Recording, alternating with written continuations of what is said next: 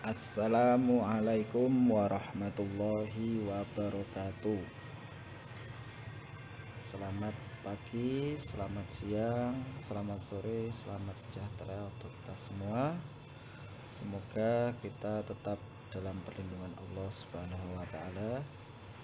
Pada kesempatan ini masih bersama saya.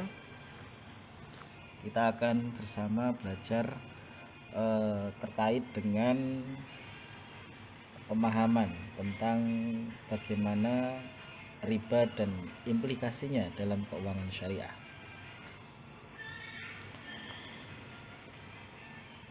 Sedikit cerita bahwa praktek dari riba itu sendiri sudah ada sejak zaman Rasulullah. Bahkan sebelum zaman Rasulullah, beberapa kisah pernah dituliskan bahwa bangsa Yahudi selalu menggunakan sistem riba itu untuk mendapatkan kenikmatan hidup secara ekonomi. Namun untuk saat ini mereka masih tetap menjalankan praktek riba itu, tetapi dengan cara dan metode yang berbeda. Perkembangan dari produk perbankan, produk keuangan non perbankan itu menyebabkan adanya perubahan dan perkembangan praktek riba itu sendiri. Dulu kita mengenal istilah riba itu adalah riba jahiliyah karena terjadi pada zaman jahiliyah. Tapi untuk saat ini riba itu cukup banyak jenisnya, tergantung dari praktek dan perkembangan produk yang terjadi pada saat ini. Kemudian larangan riba itu sendiri, di dalam kajian tentang larangan riba itu dijelaskan dalam Al-Quran surat Al-Baqarah ayat 278. Salah satu latar belakang kenapa riba itu dilarang karena adanya peristiwa atau kejadian yang menyebabkan kenapa praktek riba itu dilarang. Kemudian peristiwa itu sendiri juga berkaitan dengan dampak yang ditimbulkan dari praktek riba itu sendiri.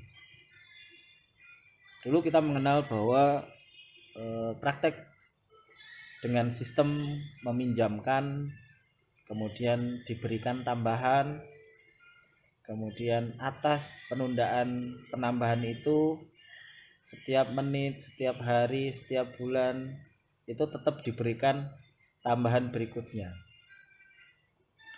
Artinya dari nilai uang yang kita pinjam atau barang yang kita pinjam, ada nilai yang harus kita bayar. Dan nilai yang kita bayarkan itu akan mendapatkan biaya lagi ketika biaya itu tidak terbayarkan tepat pada waktunya. Nah, praktek seperti ini masuk dalam jenis riba jahiliyah karena jelas itu sangat merugikan, terutama dari pihak si peminjam,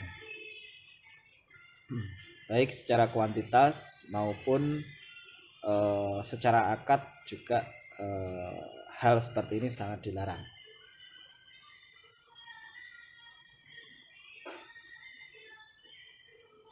Sebelumnya kita akan membahas secara definisi dulu apa sih bunga dan riba itu.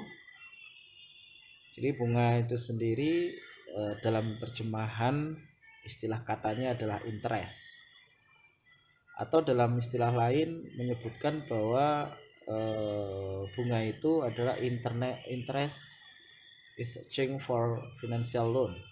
usually percentage of amount loans.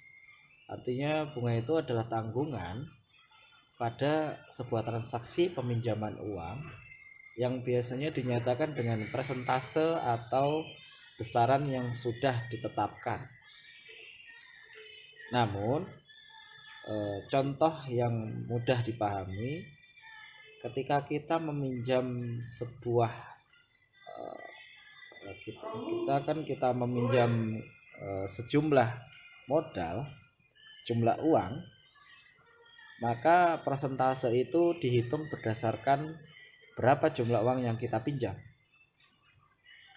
Misal kita pinjam 5 juta dengan tingkat bunga 5%, maka berapa yang harus kita bayar sebagai bunga? Yaitu 5% dikali 5 juta. Nah, praktek dari bunga itu sendiri masuk di dalam konsep time value of money, atau proses seseorang atau pelaku bisnis memandang adanya nilai waktu dari uang. Nah,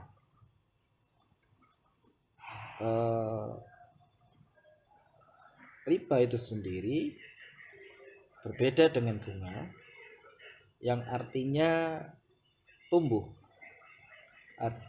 atau yang istilah lainnya adalah kelebihan. Adapun istilah yang lain atau secara utuh, riba itu sendiri merupakan tambahan uang atas modal yang diperoleh dengan cara yang tidak dibenarkan oleh syariat. Nah, terus di mana titik perbedaan antara bunga dan riba? Artinya ini adalah dua sudut pandang yang harus kita luruskan, atau kalian juga perlu menggalinya dari berbagai sumber, kitab maupun guru ngaji kalian sendiri, bahwa bunga itu masuk di dalam biaya yang harus kita bayar atas peminjaman yang kita lakukan.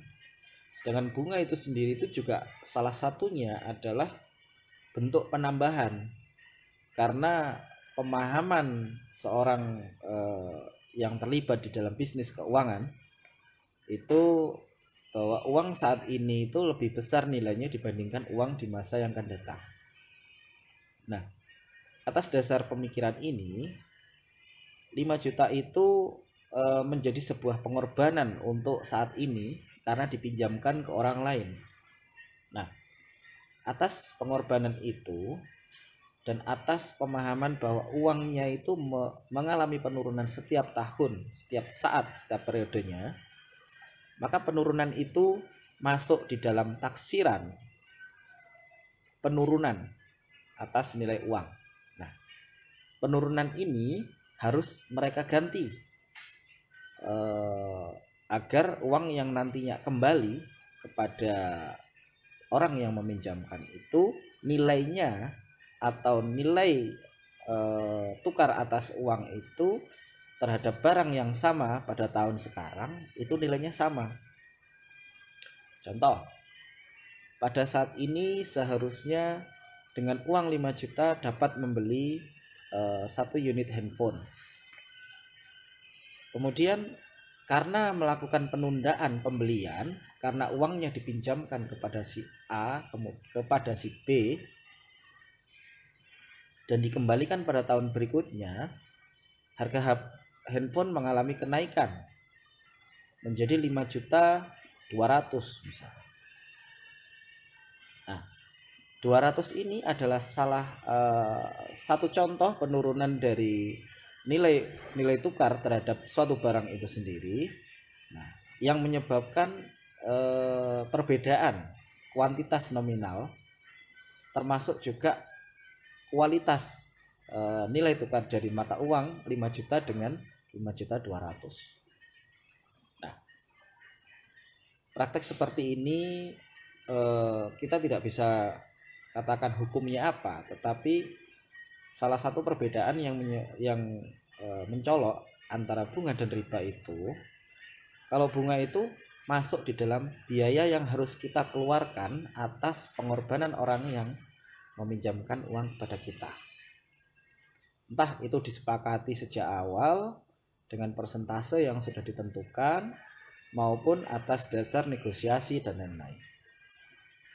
Sedangkan riba itu adalah bentuk penambahan yang sifatnya semacam hukuman atas sebuah nilai yang tidak mampu kita bayar, kemudian nilai itu berkembang nilainya terus menerus sampai dengan orang tersebut mampu untuk membayar. Nah, kenaikan atas nominal yang harus mereka bayar itu akan terus meningkat seiring dengan ketidakmampuan mereka tidak membayar. Artinya dengan nilai 5 juta yang tidak mereka bayarkan dalam waktu yang sudah disepakati, atau misalkan itu 5%-nya itu bisa naik menjadi 10%, 15%, atau dari 5%-nya itu naik 2% dan lain-lain. Nah, praktek seperti ini tuh sama seperti dengan praktek rentenir. Mereka menggunakan sistem punishment, bahwa ketika mereka tidak membayar tepat waktu, mereka harus membayar kerugian atas kerugian di awal. Jadi double seperti itu.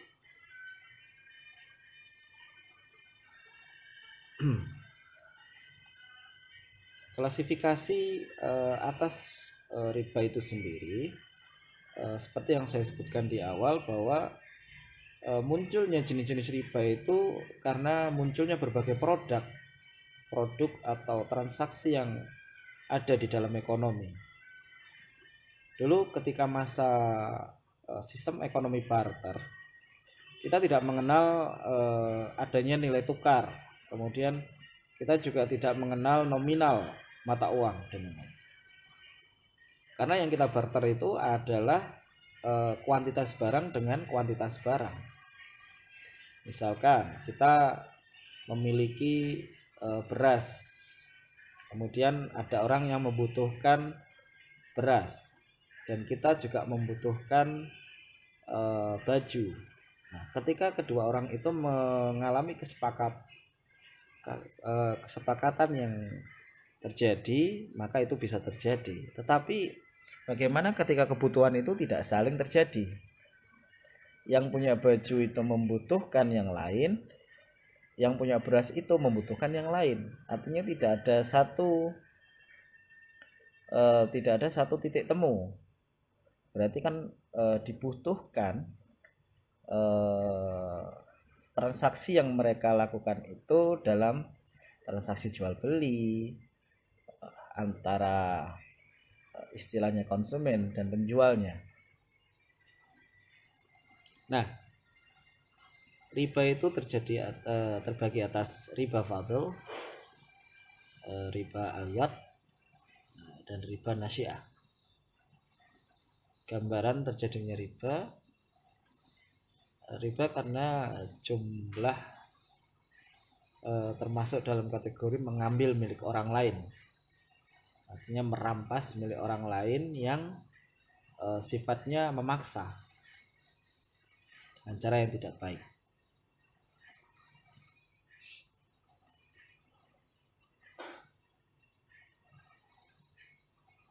Dalam Islam itu sendiri ada salah satu jenis investasi tidaklah menggunakan mekanisme bunga, melainkan bagi hasil yang pada dasarnya sangat menjunjung tinggi keadilan serta mempunyai dampak yang positif terhadap pertumbuhan ekonomi. Bunga dapat dijelaskan sebagai suatu tambahan yang digolongkan sebagai riba. Nah, di awal sebutkan bahwa mereka memiliki kesamaan tapi juga memiliki perbedaan. Ini adalah dua sudut pandang saja. Tapi ketika kita menyamakan bahwa bunga itu adalah riba, itu juga tidak bisa disamakan. Karena memang bagi saya sendiri mengatakan bahwa bunga itu bukan riba. Karena di awal saya sudah menyepakati nilai sesuatu yang seharusnya saya bayar, kemudian saya juga mampu, kemudian saya juga tidak merasa terbebani atas biaya itu. Ini mungkin karena pola pemikiran yang modern dan juga dampak dari berbagai perkembangan pemasaran atas produk-produk keuangan. Jadi pola pemahaman seperti ini memang tidak bisa disamakan antara satu dengan yang lain. Tetapi bagaimana kita menyikapi munculnya istilah bunga dan riba itu sebagai bentuk perbedaan atas beberapa pandangan. Kemudian beberapa masalah yang terkait dengan munculnya praktik riba itu adalah adanya pandangan Islam tentang uang, pengembangan uang yang tidak mengandung riba, adanya nilai waktu uang atau time value of money, dan efek pengenaan riba pada pertumbuhan ekonomi. Islam memandang uang itu sebagai suatu alat atau benda yang digunakan untuk mempermudah transaksi jual beli. Tetapi dalam perkembangannya, uang tidak lagi menjadi nilai atas pengganti nilai tukar yang lain atas suatu benda, tetapi saat ini uang diperjualbelikan karena nilainya yang berbeda, antara rupiah dengan dolar, antara rupiah dengan yen, antara rupiah dengan euro atau pound sterling, dan berbagai macam jenis mata uang yang lain. Bahkan antara uang dengan uang rupiah dengan uang rupiah itu juga saling diperjualbelikan. Sebagai contoh, praktek tukar menukar uang di masa hari raya. Kita menukarkan uang baru pecahan 2000 senilai 100.000, kita tukar dengan uang lama nilainya sekitar 120 misalkan. Ada selisih 20.000, mereka anggap sebagai keuntungan. Nah, ini masuk dalam jenis riba apa? Silahkan kalian pelajari dulu. Dari jenis-jenis riba itu dia masuk di mana? Apakah dia masuk dalam bentuk riba atas transaksi jual beli, atau jenis riba yang mengurangi kuantitas timbangan, atau yang lain? Nah, memang salah satu perkembangan dari perekonomian, terutama dalam cara pandang nilai tukar, cara pandang mata uang, itu antara ekonom Islam dengan ekonom Barat itu berbeda sekali. Salah satu contoh ekonom Islam yang kita kenal, yang menuliskan tentang konsep uang dalam kacamata Islam adalah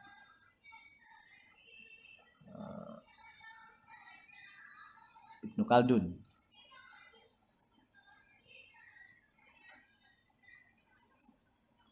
Ibnu Khaldun dalam beberapa tulisan menyebutkan bahwa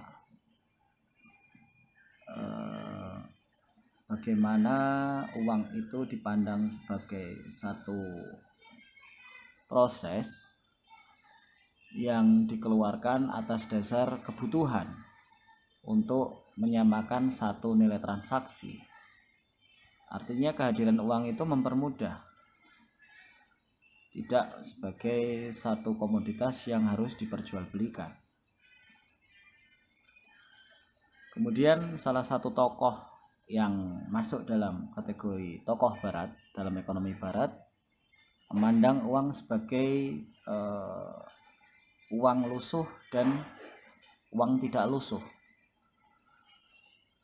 tokoh tersebut bernama Grisham, bahwa uang lusuh itu masuk dalam kategori uang tidak baik karena nilainya besar dengan kuantitas produksi satu unit yang kecil.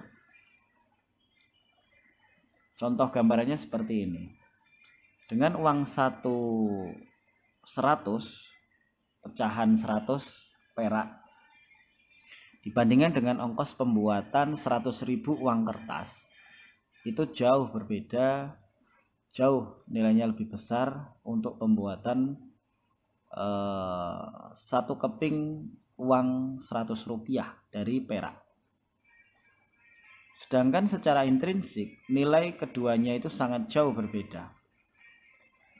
100.000 itu bisa kita samakan dengan berapa keping 100 rupiah. Nah, maka beberapa orang melakukan penyimpanan atas uang tersebut untuk digunakan di masa yang akan datang. Atau juga beberapa orang menimbun uang tersebut untuk mencapai tingkat kekayaan tertentu. Artinya dengan menyimpan 100 keping uang logam 100 pecahan 100 rupiah dengan menyimpan satu lembar uang 100.000 kertas, pertama secara efisiensi mudah disimpan uang 100.000 kertas, tetapi secara intrinsik juga jauh lebih besar uang 100.000 kertas. Ini yang menyebabkan orang memandang bahwa uang sebagai penimbun kekayaan. Nah, atas dasar pemahaman uang sebagai penimbun kekayaan yang menyebabkan uang itu menjadi komoditas yang diperjualbelikan. Jadi pemahaman dan pandangan seperti ini berkaitan langsung dengan adanya konsep nilai waktu uang itu sendiri. Konsep nilai waktu uang itu akan kita pelajari di bagian berikutnya. Termasuk kita akan mengenal bagaimana orang memandang uang saat ini dengan uang yang akan datang.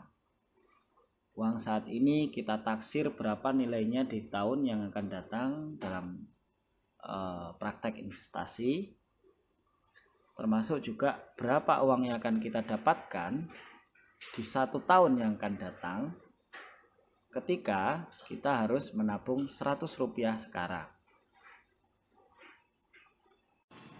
Terima kasih atas perhatian. Kita bertemu di materi berikutnya. Saya akhiri. Assalamualaikum warahmatullahi wabarakatuh. Kepot.